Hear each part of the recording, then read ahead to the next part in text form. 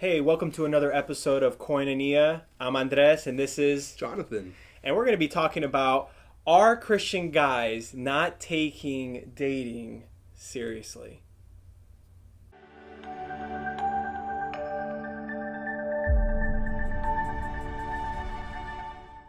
In a recent editorial by Relevant Magazine, the author lists 5 reasons Christian men are not taking dating seriously. And so we're going to be going through these 5 reasons. So here we go. First reason, they are freaked out about finding their soulmate. The quote here, it says, "We feel like we shouldn't ask a girl out unless we're pretty much certain she's the one." Yeah. I can relate to that. There was a time in my life when I was looking at dating. I got to the point where okay, I'm not gonna waste my time. I want to make sure that the person is the one before I invest emotionally. So, growing up, I myself am very conservative. I mean, it takes a long time for me to make a decision. I'm that kind of guy.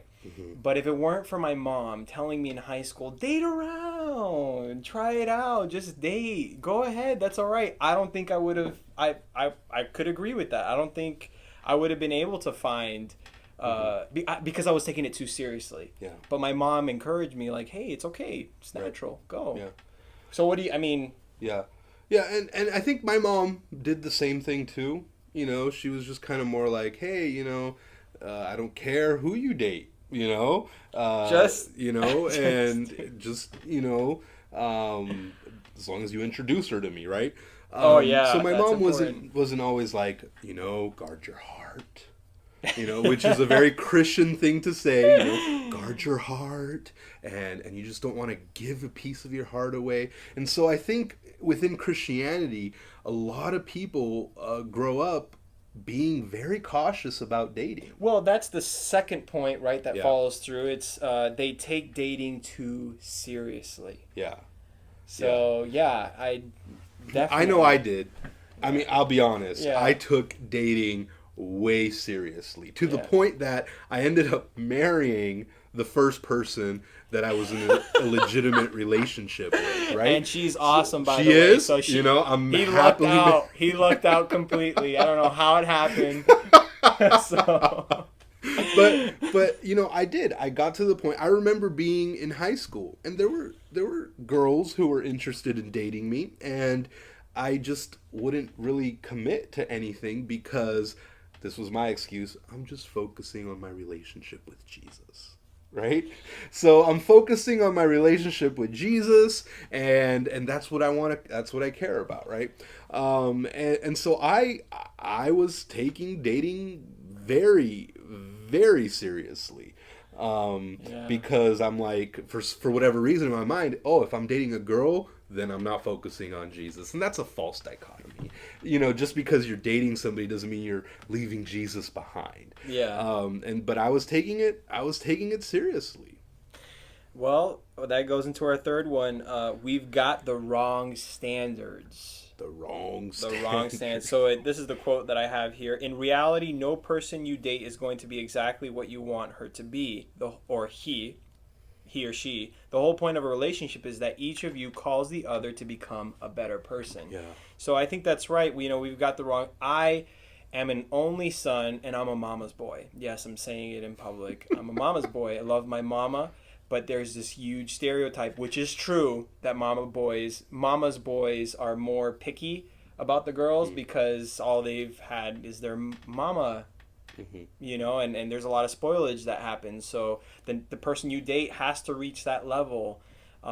Actually, my wife now did research on only children, and she confronted me on that. I might have higher expectations. Oh man, is she feeling insecure? No, she's not.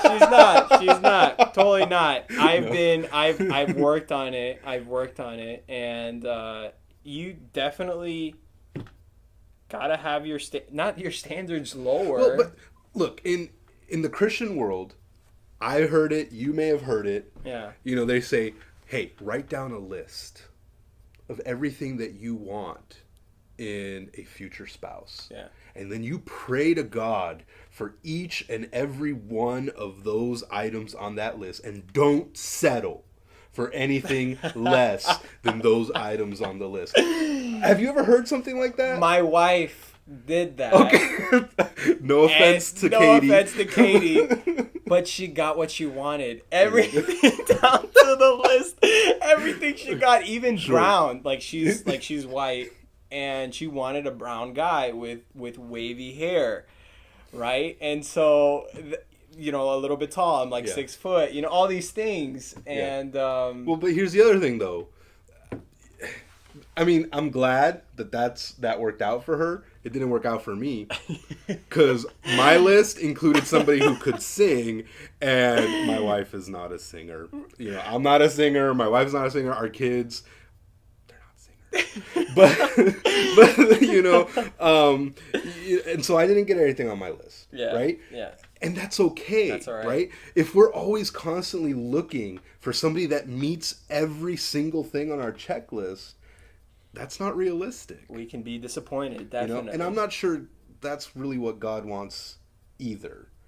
Because let's be honest, what we think we want is not necessarily what God has planned for us. And so I think we have to be a little careful with the whole list thing. Now, with that said, I don't think making a list is evil. It's just No, like writing it gives your you goals, direction. right? It gives you direction. You got to write some type of goal or some type of standard, and then open it up. Hey, these are my plans, Lord. This is what I have, and this is what I want. So if you don't make it happen, that's all right. Sure, I'll still praise you. Kind of thing. So I mean, dating in the Bible was very different, right? Yeah. But even in the Bible, there's even a list thing there. When Abram sent his servant to seek out a wife for Isaac, the servant prayed to God, right?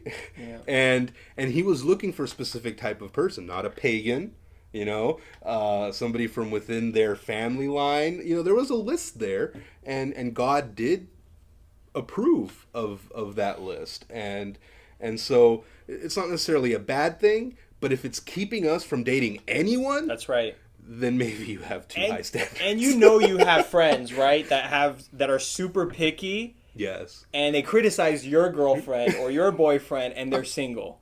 Yeah. You know what I mean? And they're single. So, yes. You can't do that. You can't do that. Right. The fourth one, I think we should go to this. We feel like we can't date our friends. And this is specifically for some of you guys that are dating someone that's not dating. You're just friends with someone awesome, and you kind of like them, but you don't want to ruin the friendship. Yeah. Right? Again, I think in some way I'm each one of these characteristics because I remember being in high school and thinking the same thing. I have such good friendships that dating it might make it awkward, right? Whereas before we hang out in a group setting or even, one-on-one during study hall. But the moment, in my mind, she knew that I liked her, then maybe things would get awkward and then we wouldn't be able to have the same relate. And if she didn't like me back, right? That's the other thing.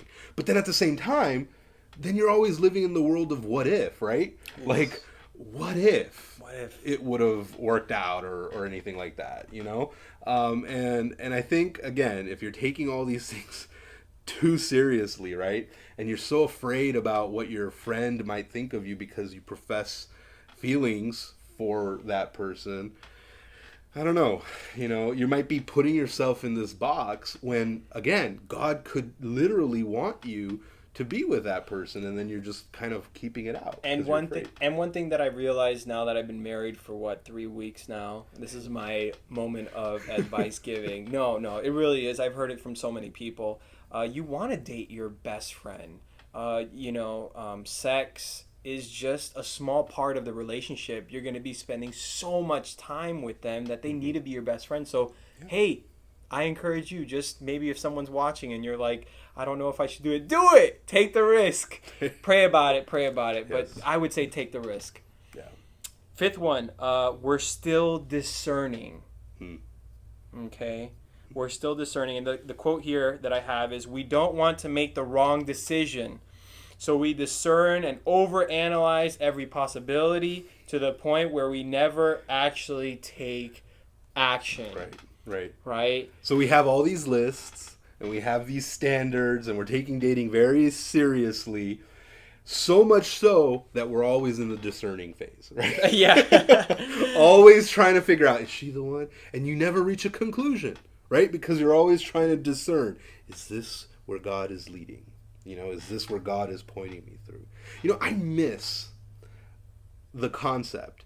And I'm at the age where this whole Christian idea of guarding your heart and don't just give your heart away to anybody and watch who you're dating, like I'm right there. Like I was there at the beginning of this movement within Christianity, and as I look back on it, I think the old days they had it right. The concept of dating, where at first, what do? You just kind of date around, right? You go out for a drink with this girl, and by a drink I mean like Sprite or Coca-Cola, root beer or a shake or something. Yeah. So you go out and you enjoy a root beer float with this person, and you go roller skating with another person. They don't owe you anything, you don't owe them anything, but the moment you sense the compatibility, you take it to the next level. You say, we've gone on a few dates.